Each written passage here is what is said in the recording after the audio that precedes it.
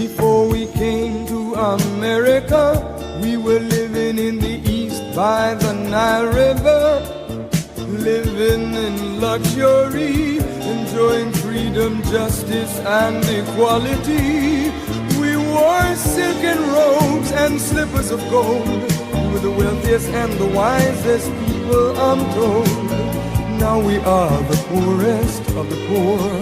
Nobody wants us at their door. So my friend, it's easy to tell, white man heaven is a black man hell.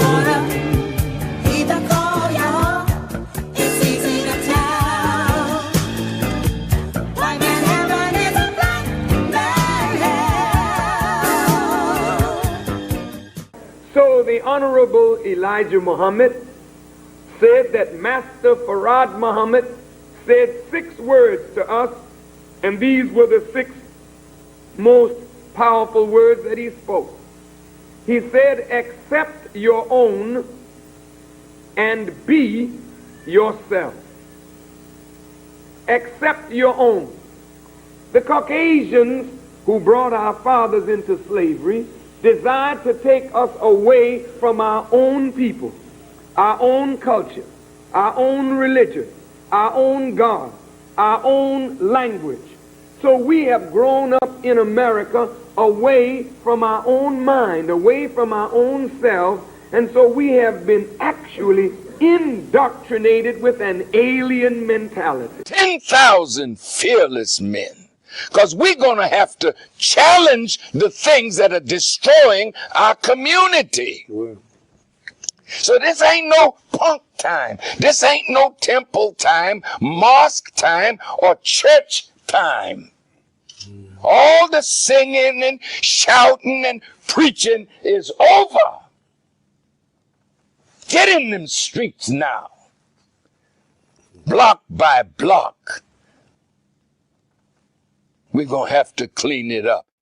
The airwaves is not enough. The television screen is not enough. You got to put boots on the ground who are trained and are willing to make the sacrifice of life itself to see our community made a decent place to live. Attention. Drill.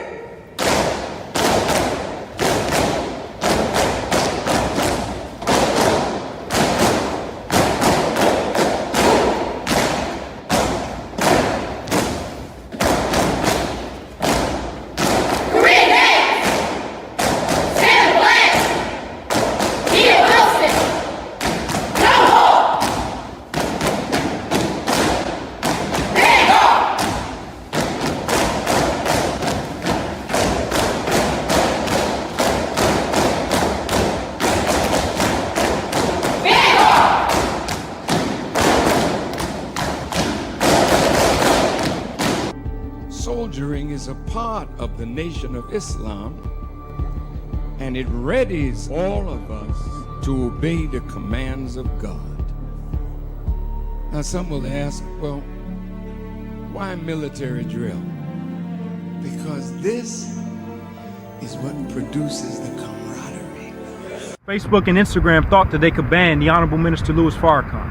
But in reality, they can't, because he already lives in us and millions of others. قل أعوذ بالله من الشيطان الرجيم بسم الله الرحمن الرحيم الحمد لله رب العالمين الرحمن الرحيم مالك يوم الدين إياك نعبد وإياك نستعين اهدنا الصراط المستقيم صراط الذين أنعمت عليهم غير المغضوب عليهم ولا الضالين آمين. Assalamu alaikum, family, and thank you for joining us for another wonderful episode of WHID-FM. Today is Sunday, August 31st, and tonight we have two wonderful guests that I'm going to introduce tonight, so we're going to get right in. So we thank you for tuning in each and every week to hear the stories from our various guests about what Islam has done and continuing to do for them. Our first guest is Sister Aaliyah Isabel Muhammad, who is a chef, a violinist, and instructor at Muhammad School of Music in Buffalo, New York. In addition to her teaching studio and developing new recipes in her baking laboratory, Sister Aaliyah spends hours a day practicing her viola and violin, as well as in scholarly research in music history and ethnomusicology, the science of music. As a performing artist, she performs regularly with the Muhammad School of Music chamber players all over Western New York and beyond.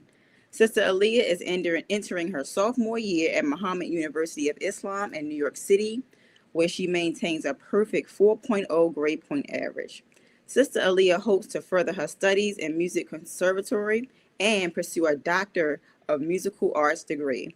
Sister Aaliyah Muhammad is a junior in the MGT and GCC, Muslim Girls Training and General Civilization class of the Nation of Islam, under the guidance of the Honorable Ms. Louis Farrakhan. So we'd like to welcome Sister Aaliyah Isabel to the show tonight. And then our next guest is Sister Aishah Mariam Muhammad, who is a visual and graphic artist, author, fencer, violinist, cellist, and instructor at Muhammad School of Music in Buffalo, New York. In addition to her teaching and training in fencing, Sister Aishah Mariam has written over 100 short stories and articles and has painted dozens of commissioned canvases and watercolor artworks. As a performing artist, she performs regularly with the chamber players all over Western New York and beyond. Sister Aishah is entering her senior year at Elevated Places High School based in Houston, Texas. After graduation, she hopes to further her artistic studies in college and pursue a Juris Doctorate in Arts and Entertainment Law. She is processing to register in the Muslim Girls in Training and General Civilization class in the Nation of Islam under the guidance of the Honorable Minister Louis Farrakhan. So we'd like to welcome you both on the show tonight. Assalamu alaikum, sisters. Walaikum salam. Walaikum salam. Thank you for joining us today, and I'm going to get started because we want to jump right in. We're so excited to interview you both today. But first, I want to get started on a little of your background. So my first question to you both is, did you grow up in a nation? Were you born into the Nation of Islam, and have you went to Muhammad University all of your life, or have some time been spent where you've been in public school? And we can start with Sister Aishah first and then Sister Aaliyah.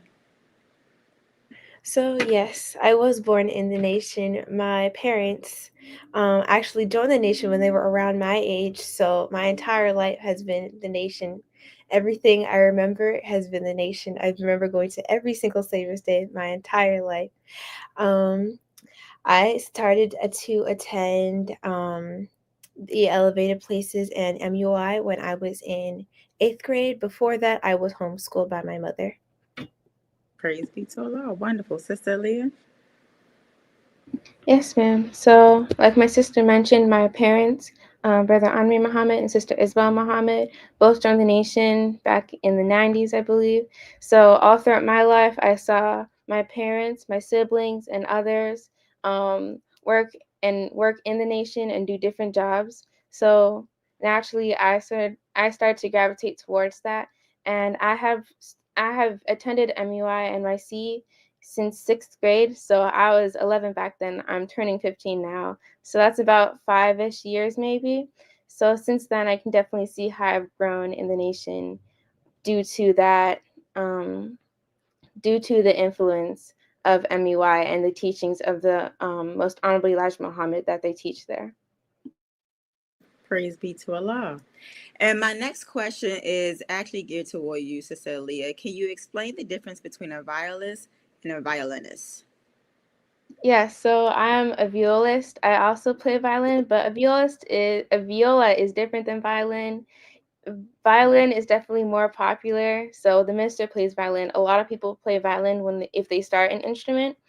But the main difference I believe between the violin and the viola is a violin has a higher pitch, it has different strings, and it's more common. But for the viola, it has a lower pitch, meaning you have to apply a different technique to get the raw and deep sound out of the viola.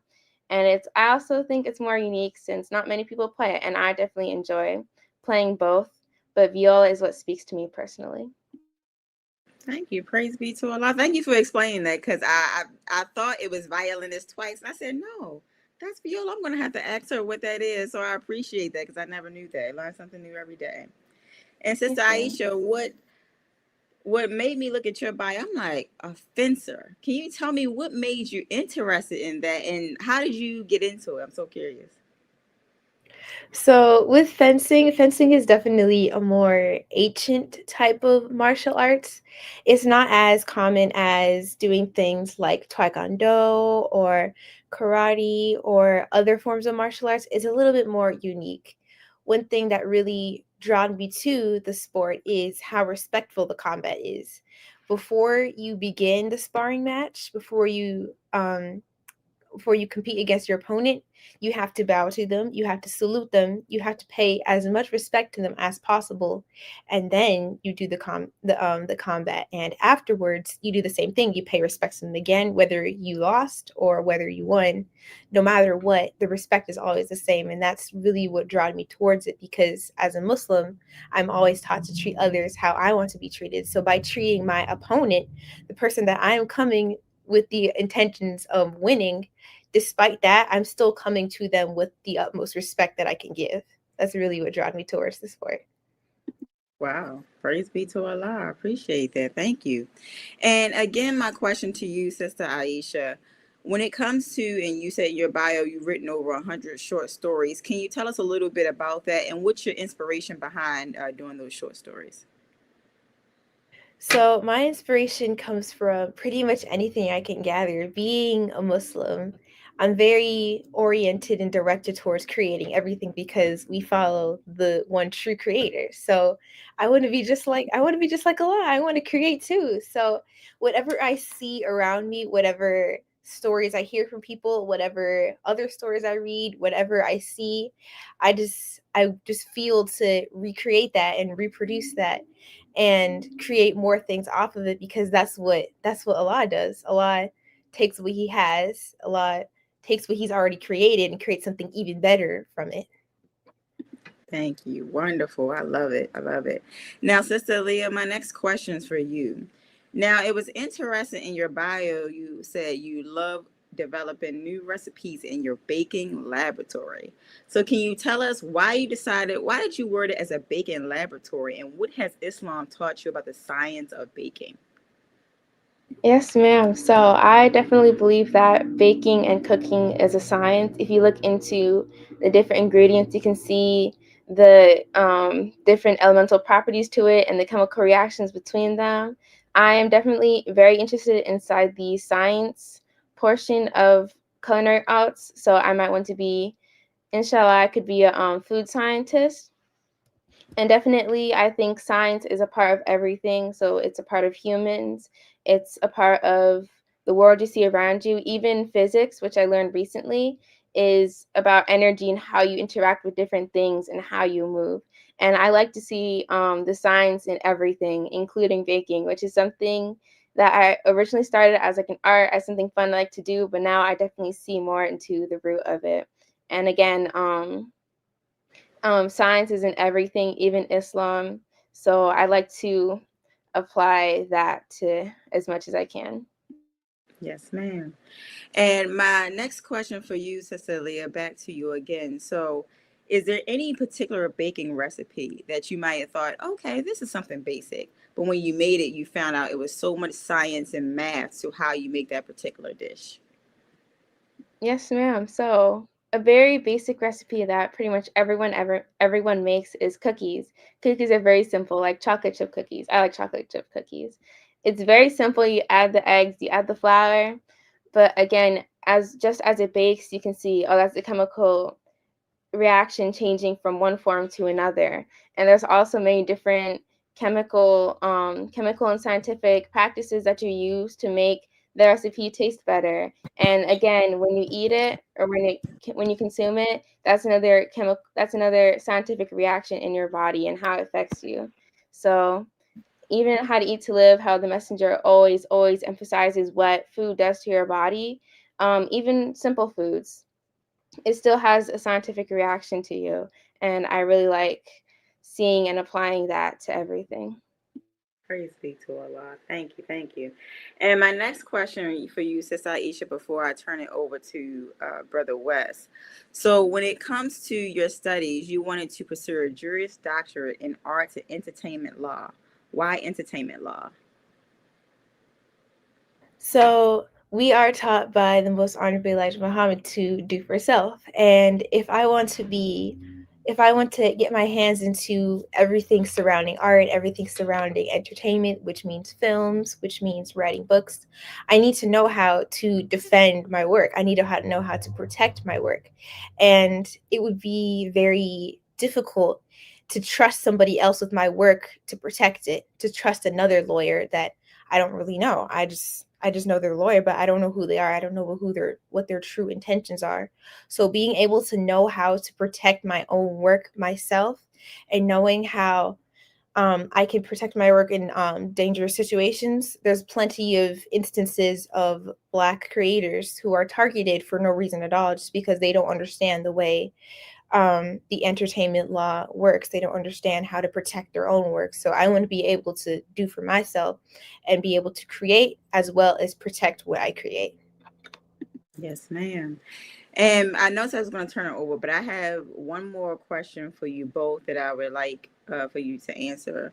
So, when it comes to being in the Nation of Islam, how do you think the Nation of Islam has prepared you or is continuing to prepare you for when you get older and you're going into this world, as opposed to how the enemy school and how our children are today? And we can start with Sister Aaliyah this time. Yes, ma'am. So as I mentioned before, I'm going to be a sophomore at MEY NYC. I've been in the school for many years as of now. Being in MEY is definitely a very rewarding experience.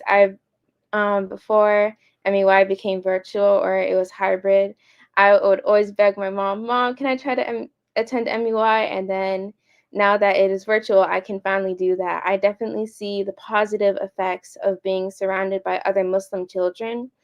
And the different classes that we have, it's not just academic, it's also artistic, it's also life experiences. And I get to interact that with other Muslim children and Muslim students. So as I go into college, as I go into higher education, so college, university, I can definitely apply the principles that I've gained, even when I was younger as a Muslim child, and now as a teenager, a high schooler. The principles that my parents and my teachers at MEY instill in us is to always be respectful, and my mom would always tell me, treat others how you would like to be treated. So those things that I learned from my parents, my teachers, and of course, those things stem from the Honorable Minister Louis Farrakhan and the Most Honorable Elijah Muhammad.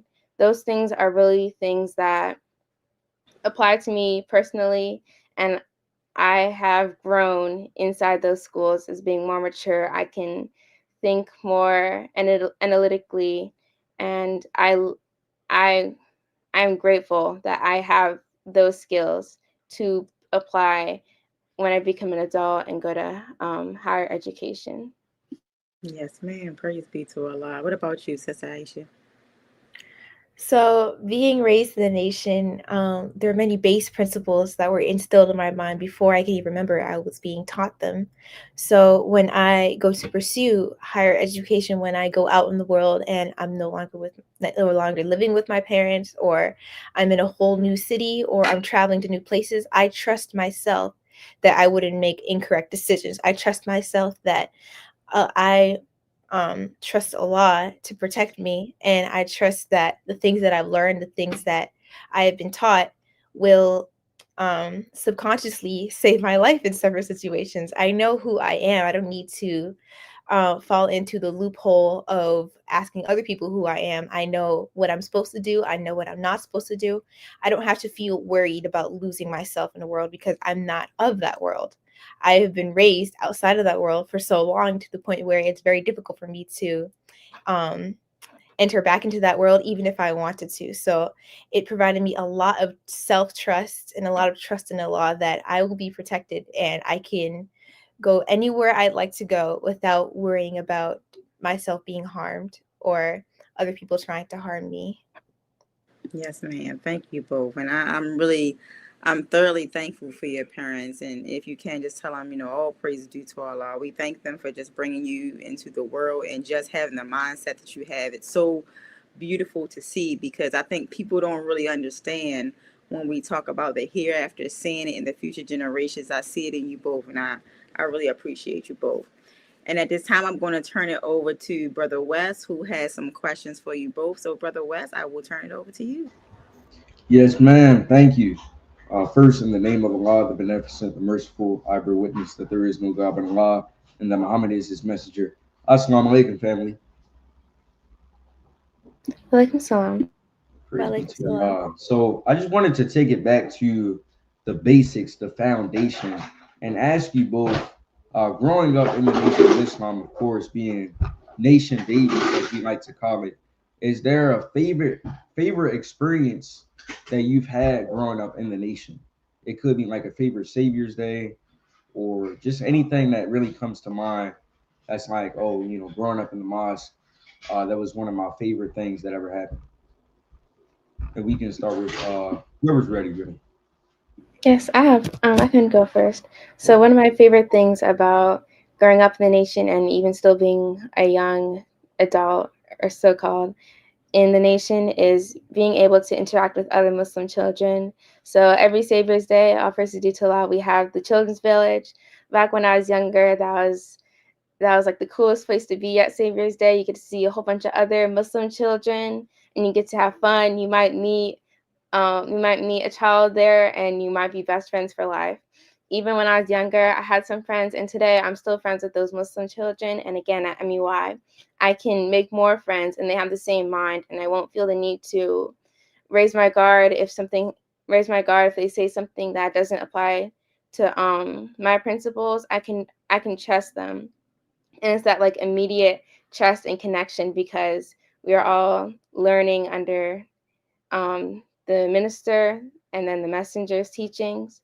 So that's one of my favorite things. I get to have friends and people I trust and grow. And since I'm only a junior, but inshallah I'll be registered in a couple years, I can have those friends, and we can encourage each other to aim higher in the nation and do more that we know that we can. All praise due to Allah. The Children's Village was definitely one of my favorites growing up as well. Sister Aishah. Yes, sir. So the Children's Village was also one of my very much favorite memories. I remember myself and the other young Muslim children around, we would all go in groups, and we would all play together in groups. And that sort of connection built a sense of trust in each other that can't be achieved anywhere else. I wouldn't if I was in some sort of public school setting, I wouldn't feel that trust with the other students, but with other Muslim children, I feel that utmost trust, because we're all going through the same thing. We're all feeling the same thing. We're all dealing with the same thing. We're all seeing the same thing, and we're all living the same lives, just a little bit differently. And if one thing happens to us, if one thing about us, if we're hurt in some way, everybody comes around, everybody does their best to change it. And I remember when I was very young, if I was ever lost during Savior's Day, or I got separated from my parents for whatever reason, then I knew I would be okay, because there are other Muslim children around who I can go up to. There's other believers around that I can go up to. So no matter what, there's always the sense of security. There's always a sense of comfort. All praise is due to Allah. That's wonderful, definitely. So I next wanted to ask you both, if you've ever had to really use this, but how would you explain the benefits of becoming an MGT to some of your peers, or even other young women who just aren't familiar with the teachings? Is there a specific explanation you give to them to just quickly explain, it does this or it's done this for me. How do you basically, I guess, tell them a little bit more about it? Yeah, so for me, I definitely feel like a sense of identity. So I know that I know who exactly I am, and all praise is due to Allah. I have the teachings to tell me that. So in student enrollment, it says, "Who is the original man? The original man is the Asiatic black man, the maker, the owner, the king of the planet Earth, God of the universe." We know that. We know exactly who we are. And I know in history, particularly during slavery, if we had information taken from us, we didn't know that we were the Asiatic black man. I know now that I I myself know who I am and have that information. And I would like to share it with more people, definitely, so they can also feel that and feel what I have had my entire life.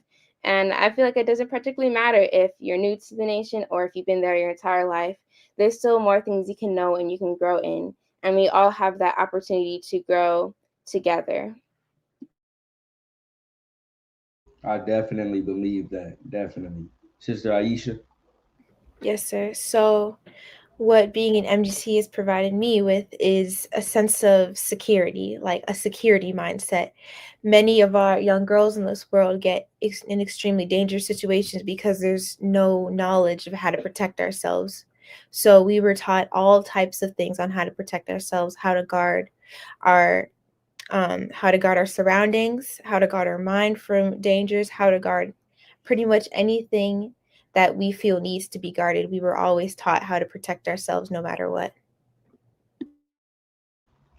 All praises due to Allah. That's definitely true. The Nation of Islam, it provides security for the MGT, but FOI as well, because we could be out doing a lot of dangerous things as well.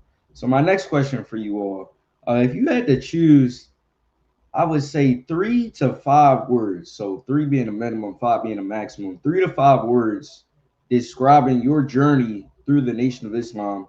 What would those 3 to 5 words be, and why exactly those words? It can be any words that come to mind. Okay, so for me, I would say maturity, knowledge, and respect. So for maturity, if I see other children today, they might have different priorities, but I myself, I would like to be mature and respectful in every way. So having that high and divine knowledge from being in the nation, and again at MEY, we are taught you're taught to be utmost respectful, say yes ma'am, yes sir, and then you're also taught to just be ourselves in the same way. But I have grown to be mature because of the nation, and I know at an early age of who I am, what I do, and what I'm supposed to do. For knowledge, knowledge is a big part of me. I like learning and I like knowing things. So being in MEY NYC, we are learning a whole bunch of things about the Holy Quran and the Supreme Wisdom and how all the different subjects relate to that. So after reading and memorizing some of the Supreme Wisdom, anytime I listen to another lecture and the person speaking mentions something or references something to Supreme Wisdom, I can immediately think, okay, that relates, and I can see how that applies in a real world sense. And same for the Holy Quran. So sometimes, like if I'm reading during Ramadan, I can see, oh, I remember that from the Supreme Wisdom, and I see how it applies because, like the title implies, it is Supreme Wisdom.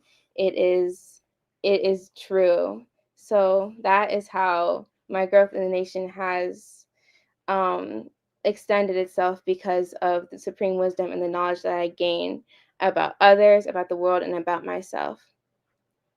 And then for respect, so being an MGT, we're taught to be modest, we're taught to be respectful to ourselves, and so we can exemplify that to others. I always strive to be respectful. Again, yes, sir, yes, ma'am. So, in those senses, I feel like my personal growth as particularly a child or a young adult, I can grow even more in those senses as I continue to learn and study. And I really appreciate the opportunities that my family, and my school, and that the minister and the messenger has given to us. So in just those three, even though there's three little points, there is still so much you can expound in those different views and in those points. All praises due to Allah. Those are some good choices. And you, Sister Aisha.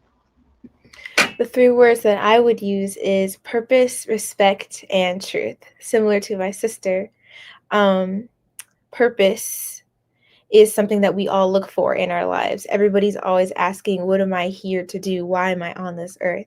And being in the Nation of Islam already gave me that purpose without me even needing to ask. In MUI and such, they always tell us, you are the original man, you are the original woman. That's already giving you a definition of who you are. You don't have to spend your life wandering for your purpose, because it's already giving you a base of who you are. You use what you already know who you are and expound on that and do everything that you feel to do. And no matter what, you always truly know who you are. It also taught me respect, because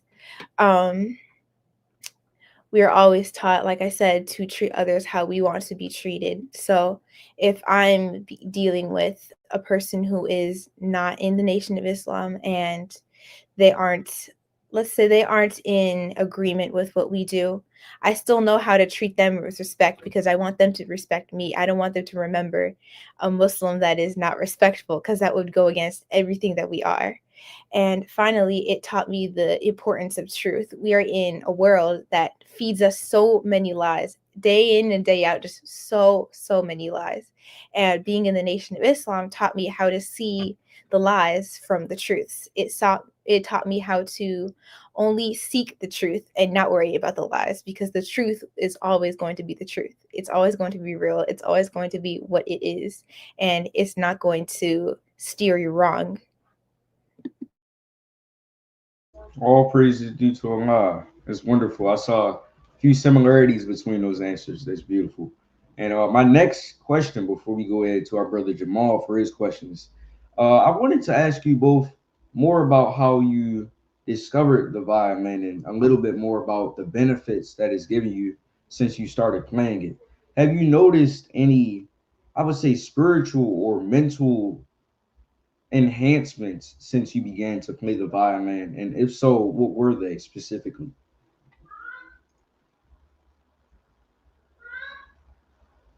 Sister Lee, you on Yes, mute? sir.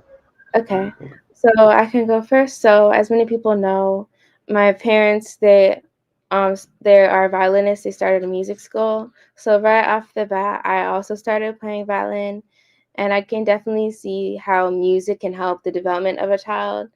And then as I grew on, I sort of stopped playing violin because it wasn't really my main focus. But recently, I think it was about a year and a half ago, or maybe even 2 years ago, I started picking up the violin again. And I can definitely see how my life has changed since then. I originally started back again was so I can participate at Savior's Day in the symphony orchestra that they had. I was thinking, oh yeah, I'll just do it. But then I thought, okay, I can really take this further. And then after that, I started playing the viola, which is now my specialty instrument, and I've taken that until now. So I feel definitely a growth in that. And then for my spiritual connection, I feel that it is my purpose. So I also teach violin. And then like what the most honorable Elijah Muhammad and the minister and the honorable Minister Louis Farrakhan do is they teach us, and they've given us the knowledge that Master Farad Muhammad gave to them. And even if what I'm teaching is on a smaller scale, it's music, is still something very important to somebody and to a person, because it is essentially at the core. So if you think about drum is a beat, it's a steady beat, and like a heartbeat, it is at your very core of a person. And then music can also resonate with your soul too. Even if you don't speak the same language as another person, they can still hear the music, and like writing, they can still feel the emotion and intention behind the song. So that is what I like to do with my viola. I like to express that, and I also like to express the elegance and maturity especially of the Nation of Islam. So many people might see Black people and they might think, oh, they're not very civilized, are they? But the Nation of Islam is a very prime example of what we have the potential to do and what we are presently doing. So that is what I like to bring with my violin and viola growth and experience. Praise be to Allah. And you, Sister Aisha? Yes, so music as a whole is a language in itself. Oftentimes, when you're in a conversation, you can't exactly find the words to describe what you're feeling.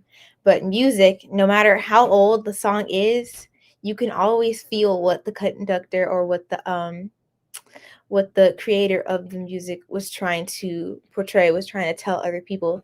There are classical music songs from thousands of years ago, hundreds of years ago, but you can always feel the message they were trying to tell us. You can always feel the emotions they felt when they were writing the song, no matter how long ago the song was written.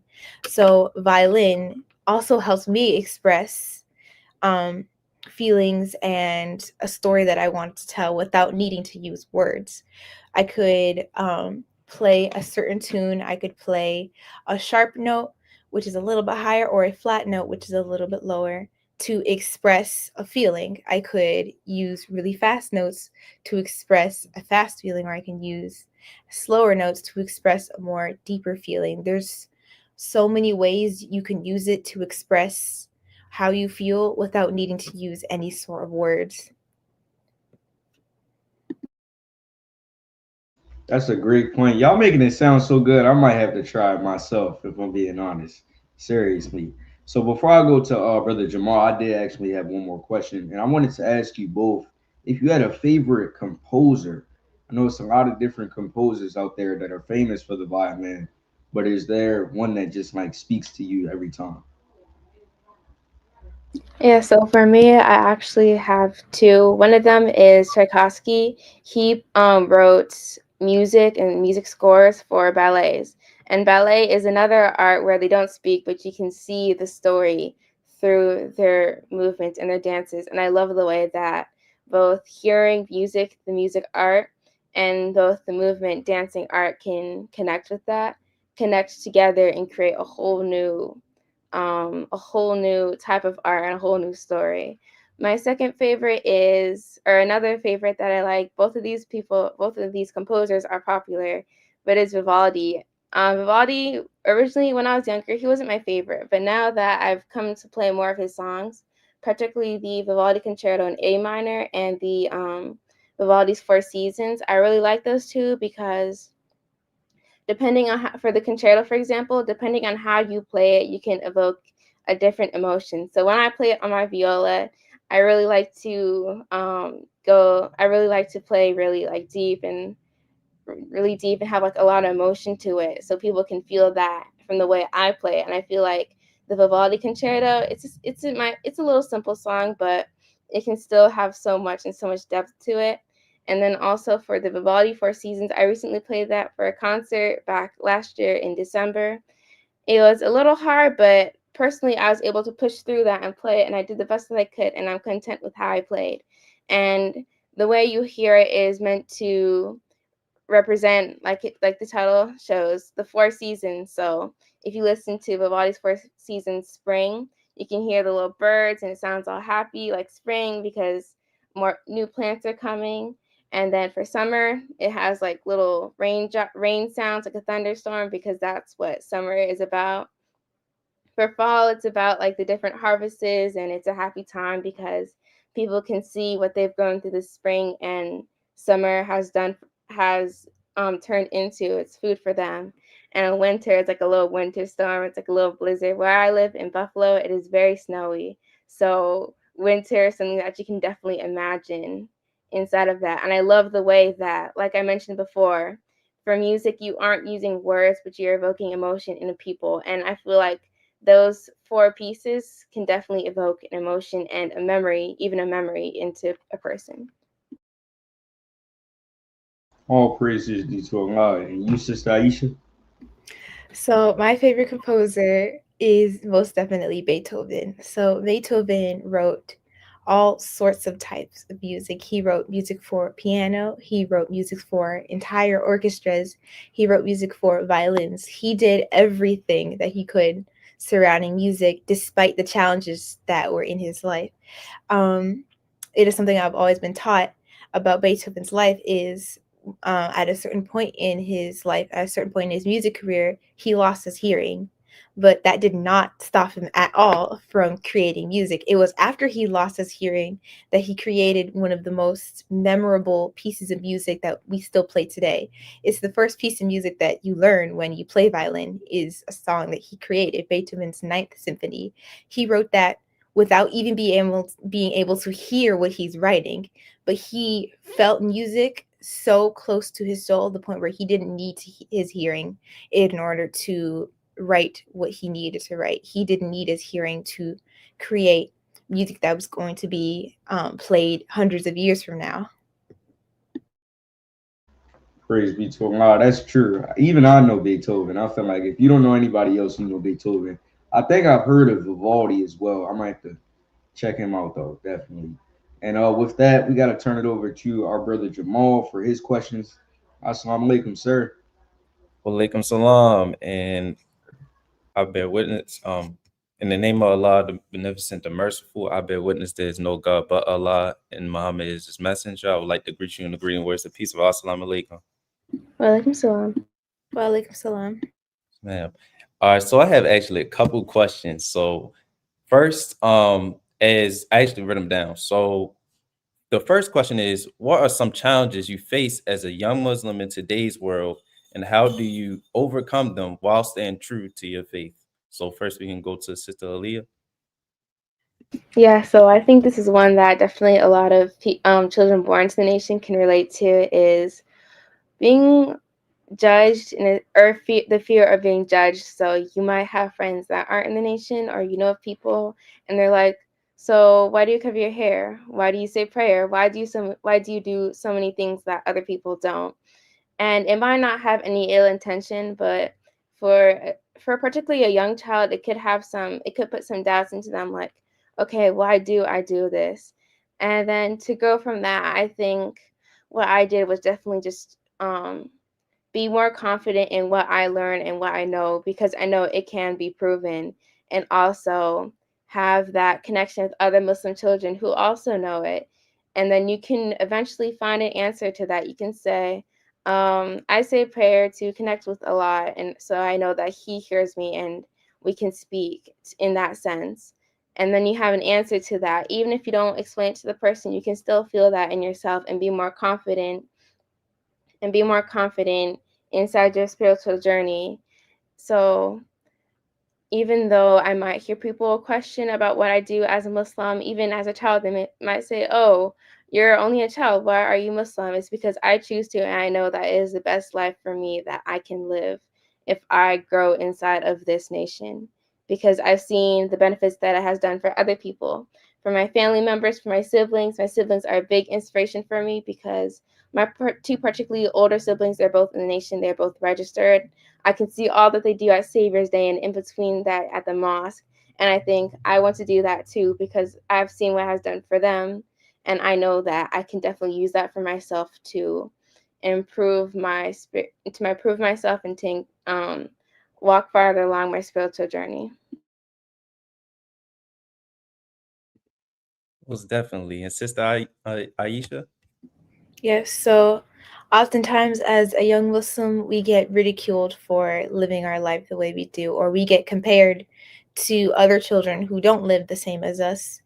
If I were to be in a setting where I'm with children who are not in the nation, then oftentimes they'll ask me, well, why don't you do this? Or why don't you go to parties? Or why don't you do all sorts of things that we're not supposed to do? And I have to stop and explain to them, that's not how I live my life. That's not how I chose to live my life, even though I am young, even though most of our parents joined the nation when they were our age or older.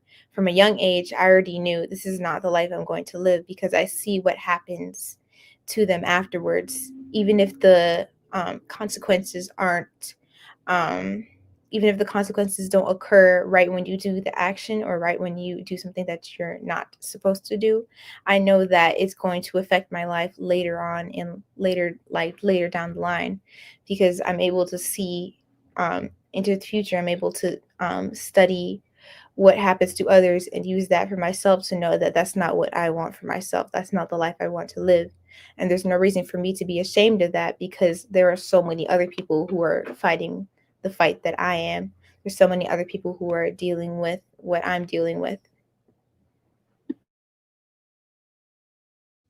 That's great, because y'all actually led me to my next question. Both of you, Sister Aisha and Sister Aaliyah, y'all led me to my next question, was many young people actually are still searching actually for the right direction. So what would you say to those young people that may go to parties or say that I don't want them responsibilities that you have in the Nation of Islam?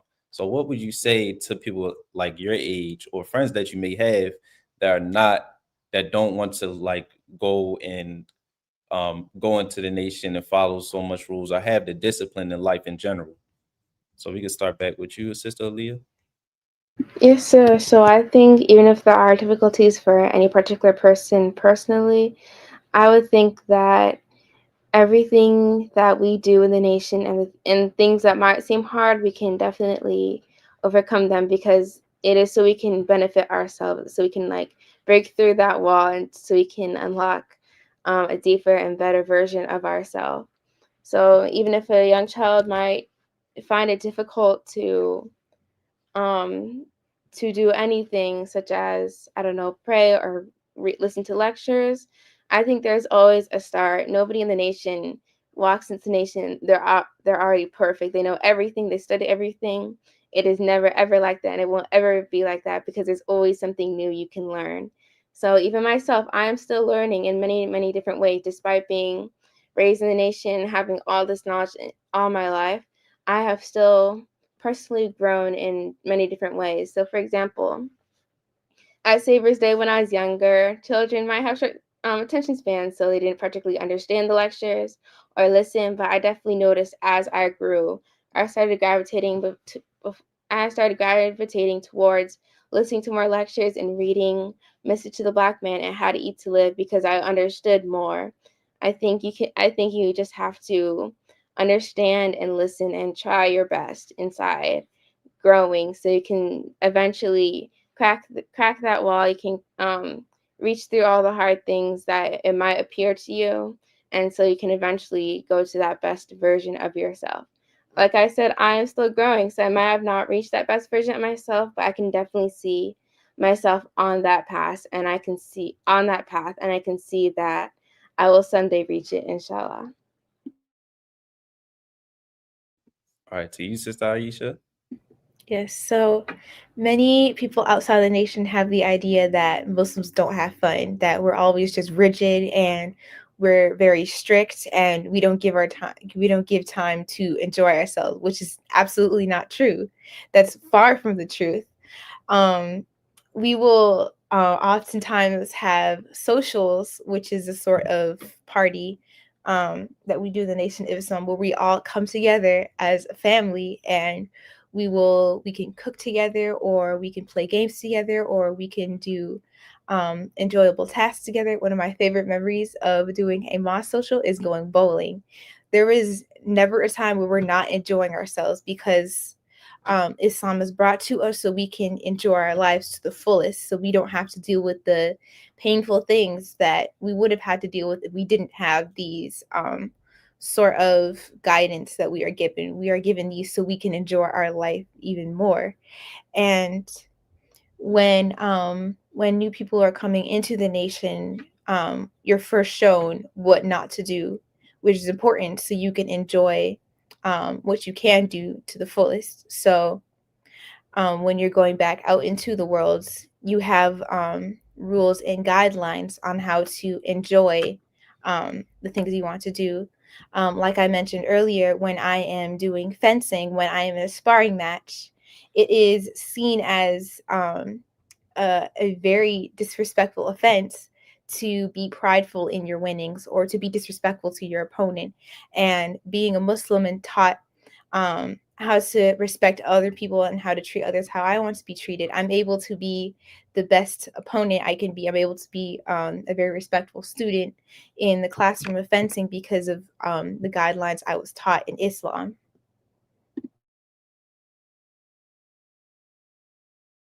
Yes, ma'am. Those are both valid. Those are both good points. Very great points. That almost make me want y'all to teach my little cousin or something. So thank y'all for those. And my last question before I send it to Sister Janine.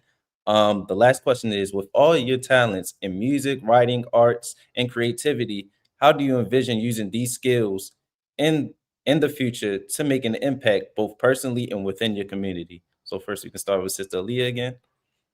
Yes, sir. So one thing that I see as a musician, especially being a classical musician, is the lack of representation of Black people inside that field. So I might not always see Black musicians, Black classical musicians in classical music and what I do.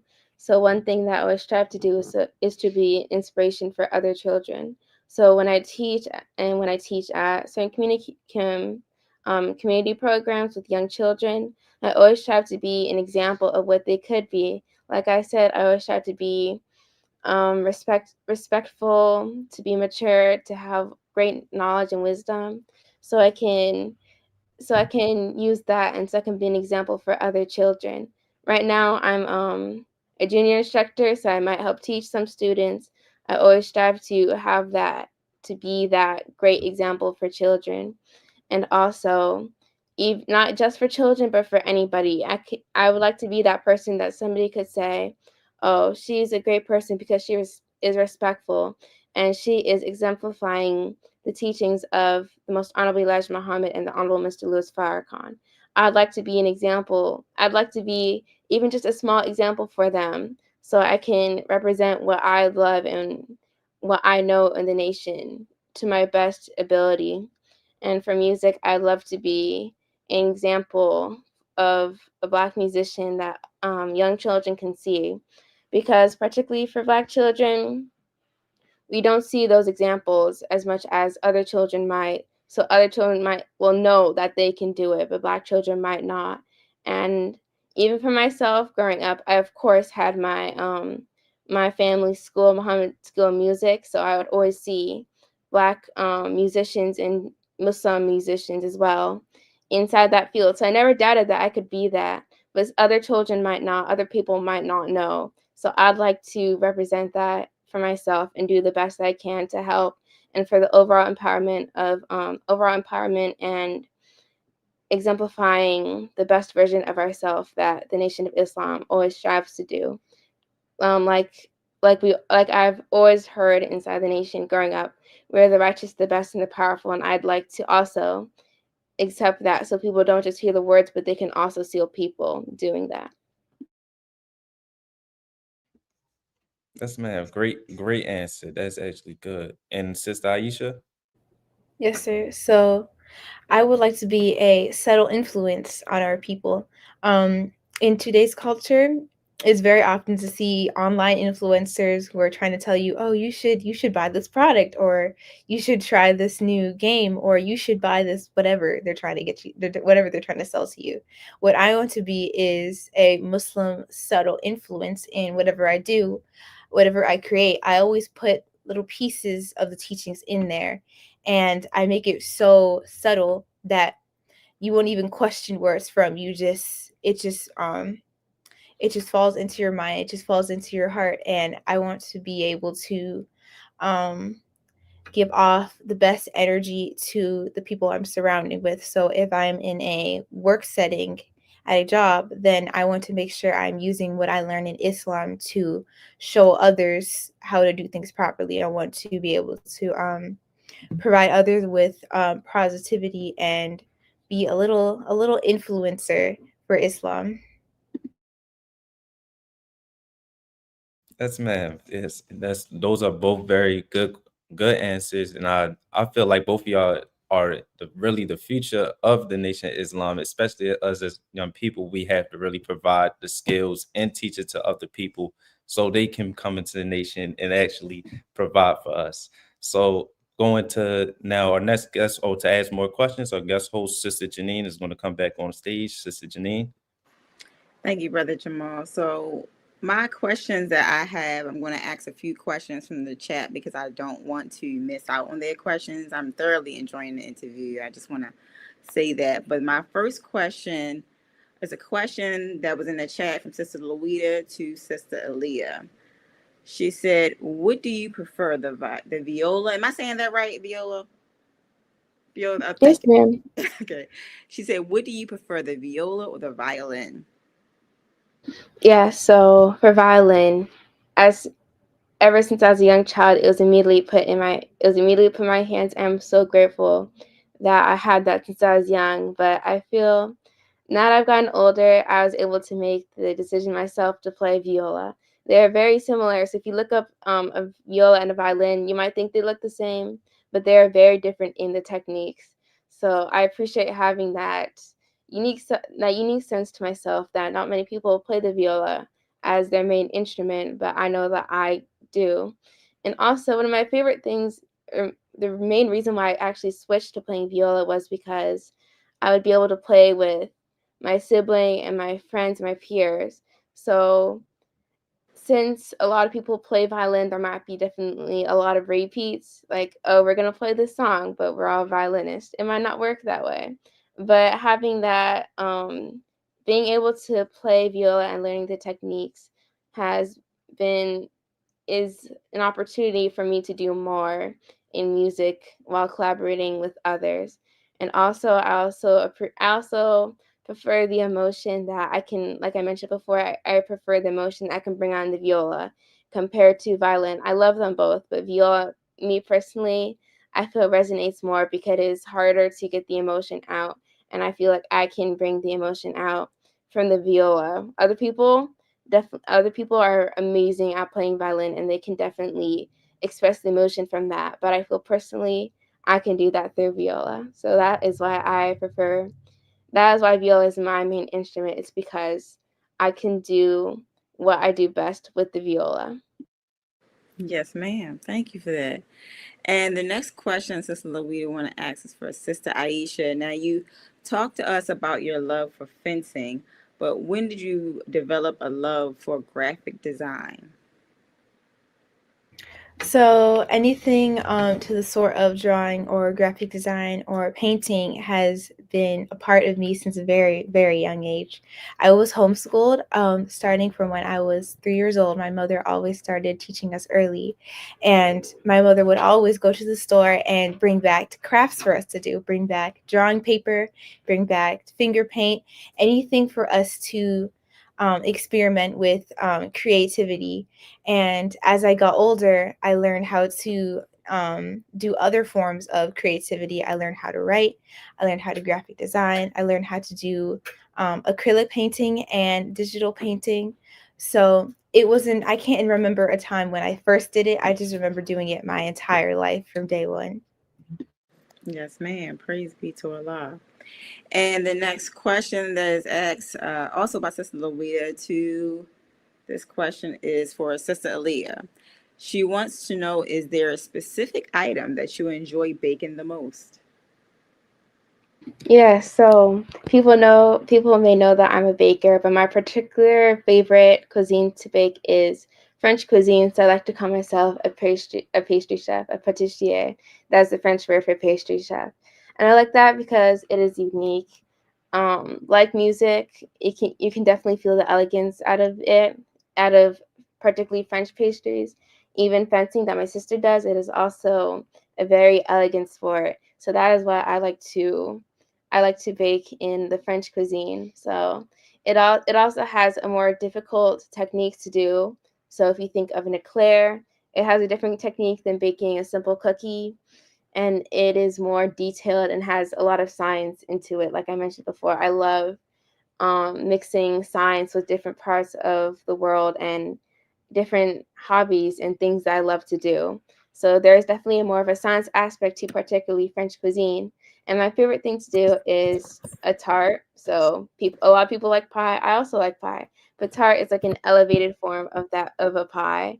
So I love the elegance and the sophisticated version of a pie that a tart has.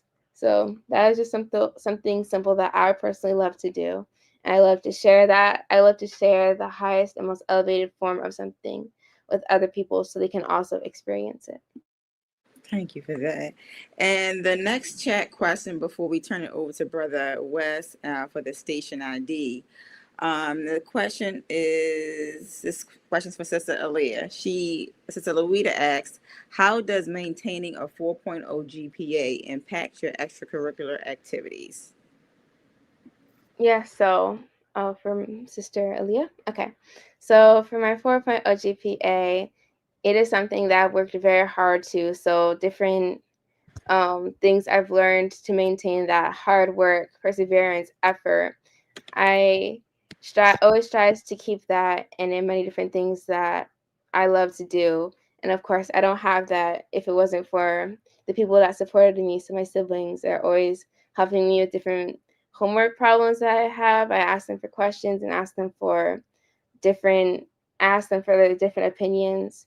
I also very much appreciate my teachers that have pushed me in that direction. And if it wasn't for them, I wouldn't have that 4-point GPA because they have taught me things. And then for my extracurriculars, I can take what I use to maintain my 4.0 GPA for that. So effort, I always try to give the best effort to everything, hard work, perseverance. I can apply that to anything due to the hard work and focus that takes to maintain my best grade and and a version of myself that I feel is best. Thank you, ma'am. Appreciate you both. And at this time, I'm going to turn it over to Brother West, who is going to give us our station ID. And then he actually has some follow-up questions for you as well as we begin to wind down. Brother West? Yes, ma'am. Thank you.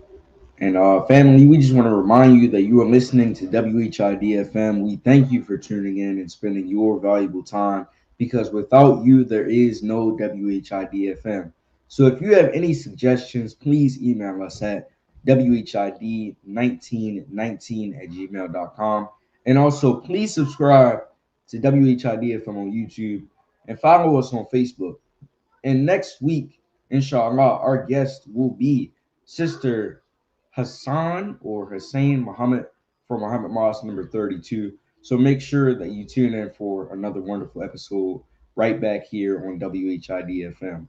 All praises due to Allah. And my next question, as we begin to wind down, family, the next question I wanted to ask you both is if there is anything or any specific advice that comes to mind, if you were to think of the best advice you've been given from a fellow believer over your years in the Nation of Islam, the best advice you've been given.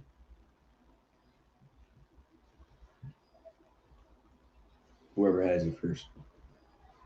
Yeah, so the best advice I was ever given is to trust Allah. It sounds very simple, but it's very important, especially in your life.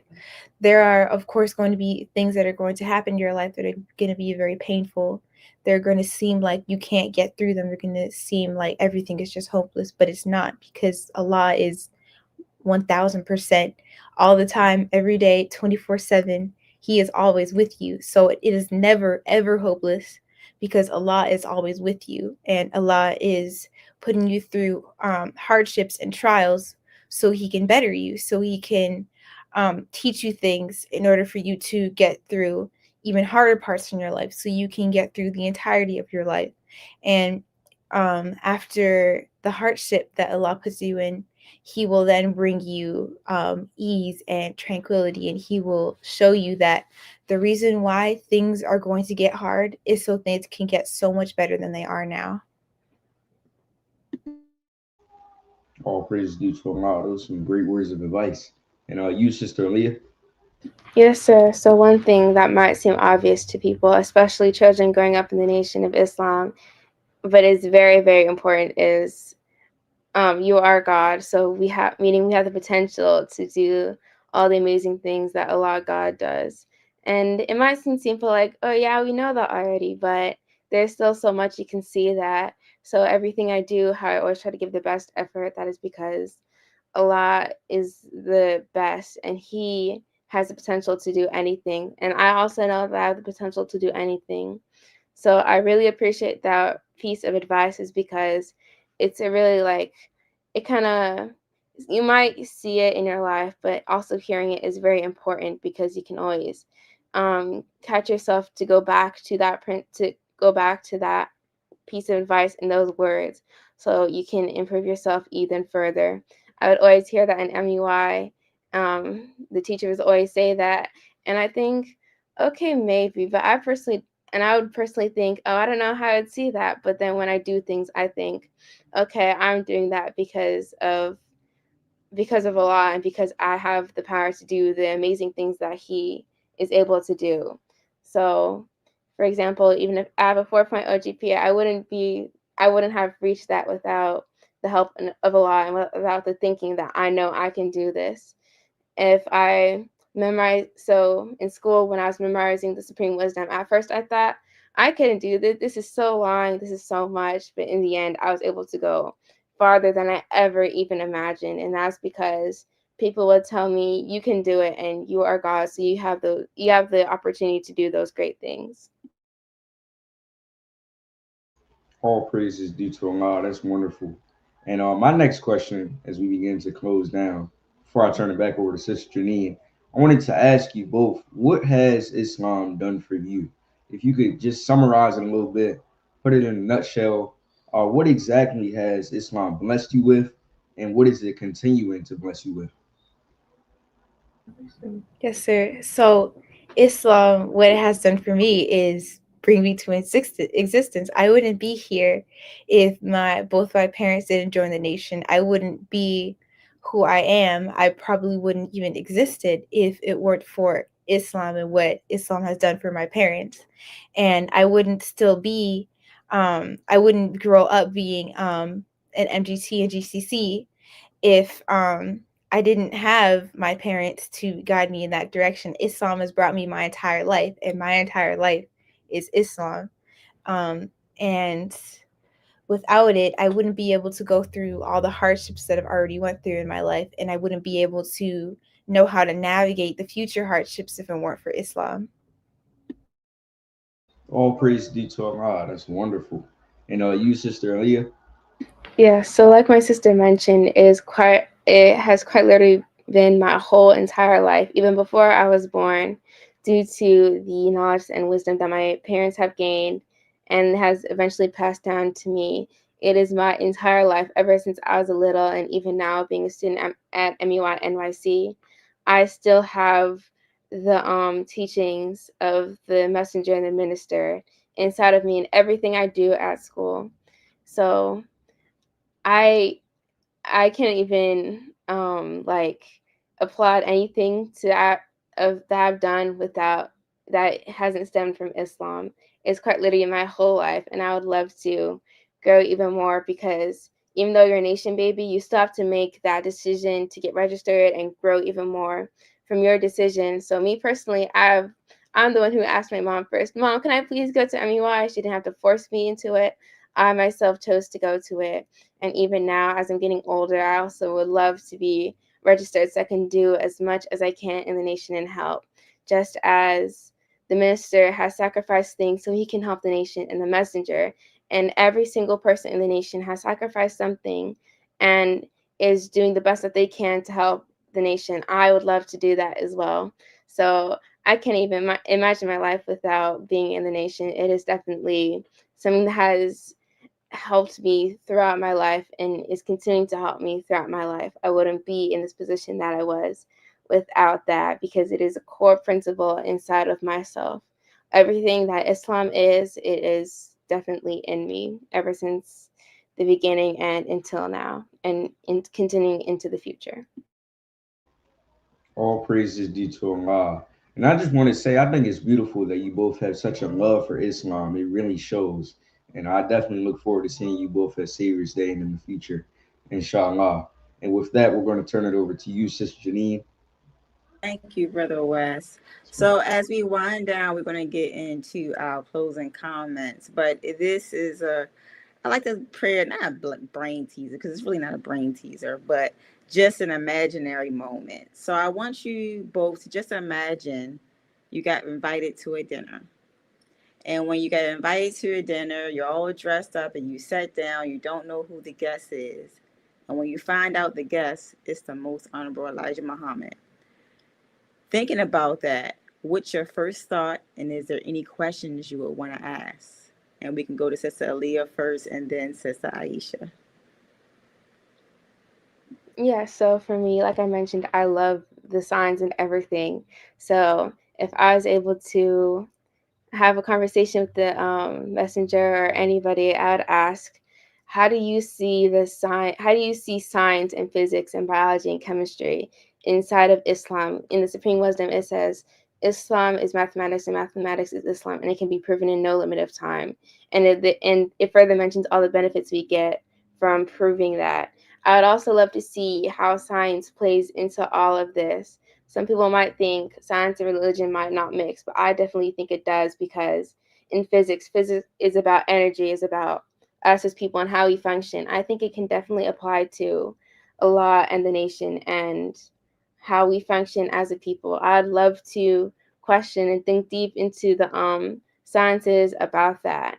So, for example, I'd probably ask, like, how do you see science and physics inside of the Nation of Islam and inside of Allah? Because I know that science is a proof to living things, and I can definitely see that inside of the Nation of Islam. And it's a rhetorical question, so I might not get an answer, but I would definitely love to strive and look for that answer, or for that answer for me personally. That is just a question I would ask, because that is something I might not ever get to know, but I know that there is definitely an answer to it. Yes, ma'am. Thank you for that. What about you, Sister Aisha? Yes, ma'am. So, my first thought being, like in front of the messenger would be like, how did I get this opportunity? Like, what did I do to receive you in this way? Like, is there anything I can, first I would ask, is there anything I can do? If there's anything exact to that with my specialties that I can do to better the Nation of Islam. My second question would be about more extreme things like the rest of the universe. We are taught that the universe is always expanding. Allah is always making new things. I would want to know about what are some new things Allah is creating. What are some new planets or new plants or new animals that Allah is creating that we don't know about yet, or that we can't see yet, either because they're far away or because we just aren't able to see them as of now. I would love to ask about the expanding universe and all the new things that Allah is creating. Yes, ma'am.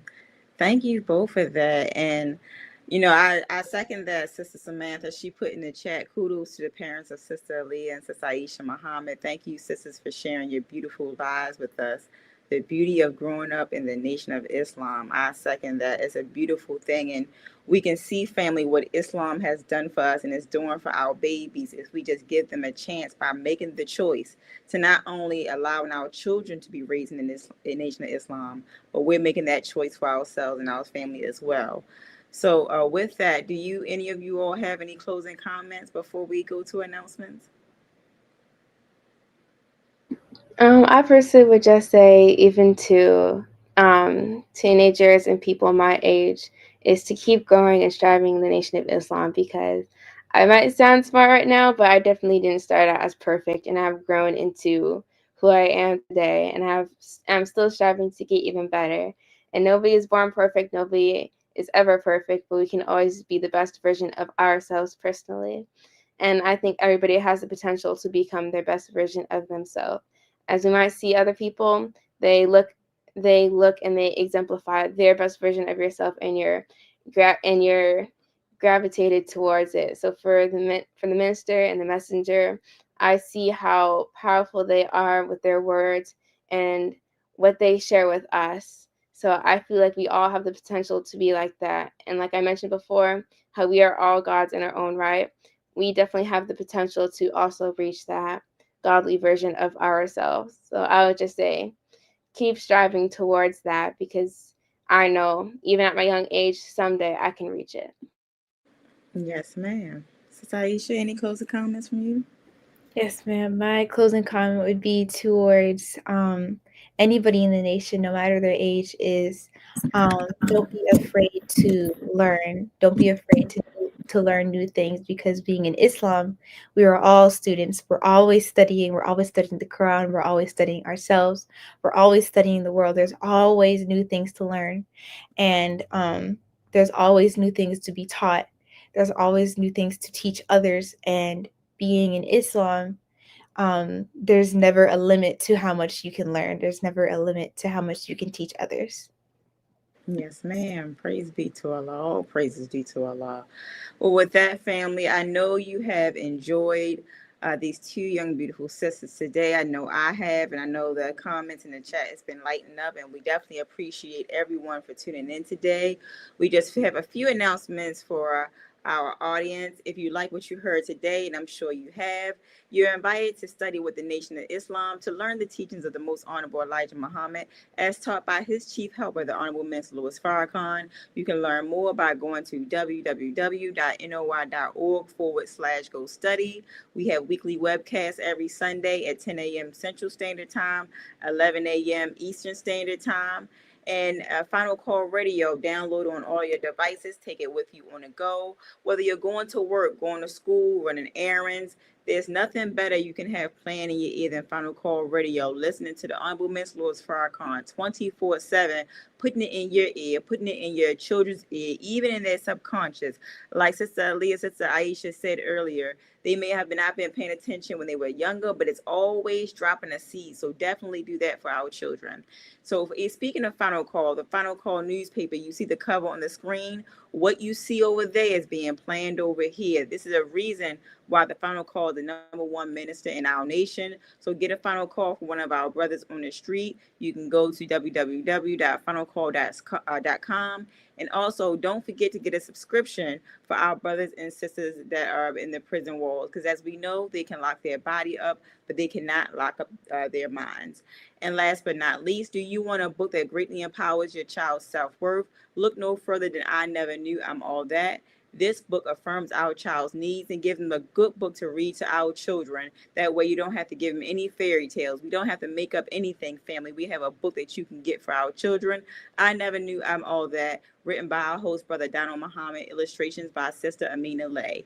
And if you're in the Richmond area, feel free to come every Sunday to hear the reality of God, delivered by student minister Tracy Muhammad, local representative of the Honorable Minister Louis Farrakhan at Richmond, Virginia. You can see them at 801 Prince Hall Drive. And here in Baltimore, you can see us every Sunday at Connections, which is an old Lamel for those who are not familiar with Connections, 2801 North Dukeland Street, Baltimore, Maryland, 21216. Join us in the local representative here in Baltimore, Brother Imam Abdul Salam Muhammad. So with that, we are going to turn it over to our new segment that we have been starting that's been so beautiful. Sister Lawita is going to do our How to Eat to Live segment. So Sister Lawita, I will turn it over to you. Assalamu alaikum. Fake Islam. What an amazing interview. I had to say that before I get started. This is why the enemy does not want to call our children. He wants to call them kids, because those two young ladies are children of the Most High God. Very well done. In the name of Allah, the Beneficent, the Merciful, I bear witness that there is no God but Allah, and that Muhammad is his messenger.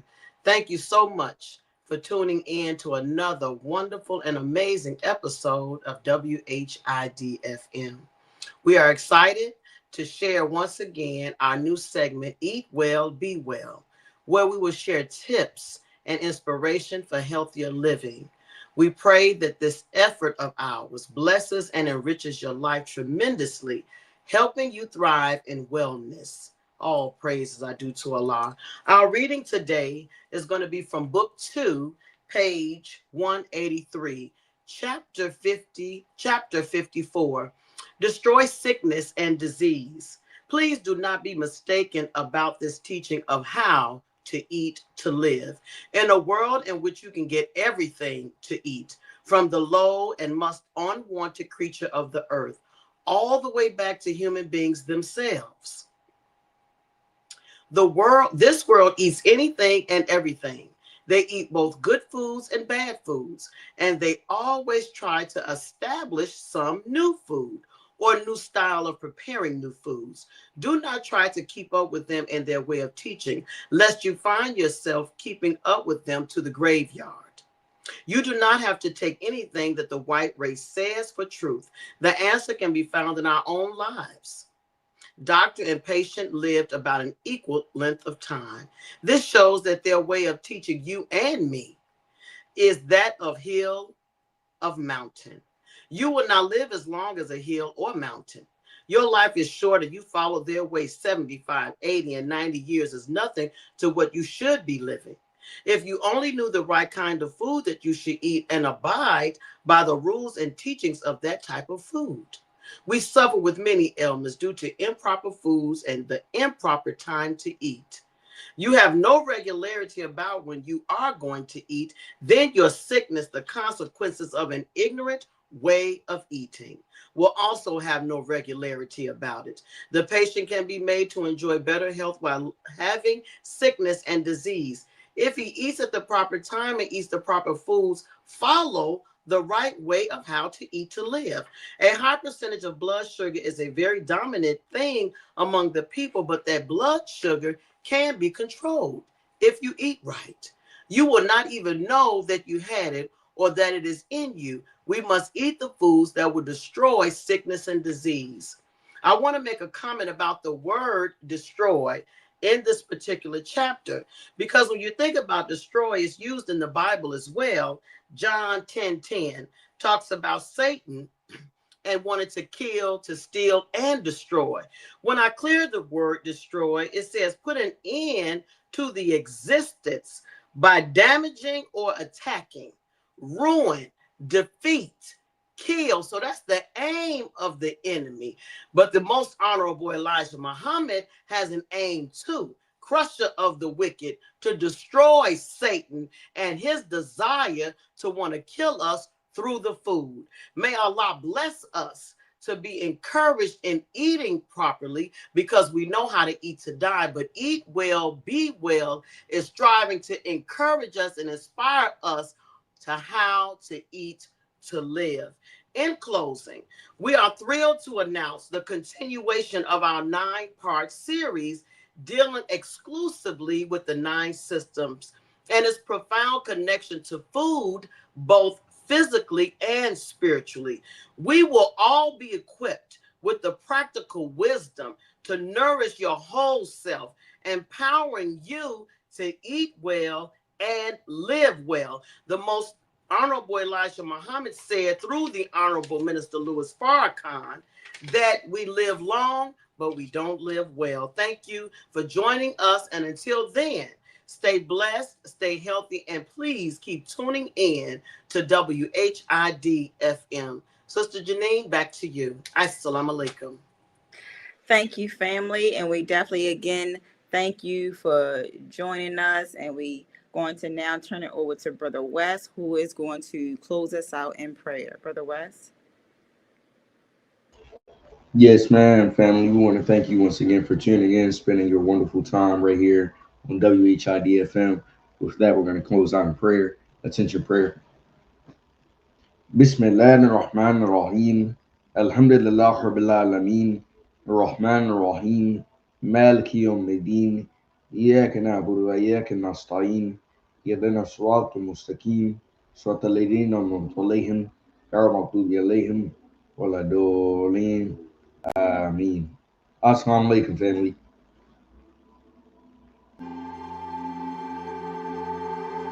This house is dedicated to knowledge and to the spreading of knowledge.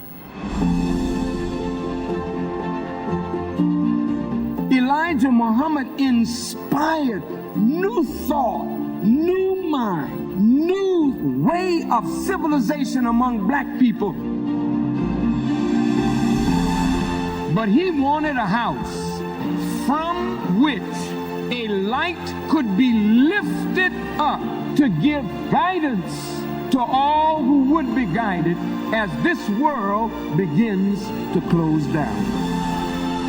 This National Center for the re-education and retraining of the black man and woman, but for the totality of the human family on our planet. I named this mosque after the only woman that the Quran names a chapter after, the mother of Jesus, Maryam. All human beings need to be re-educated. That is the purpose of the National Center.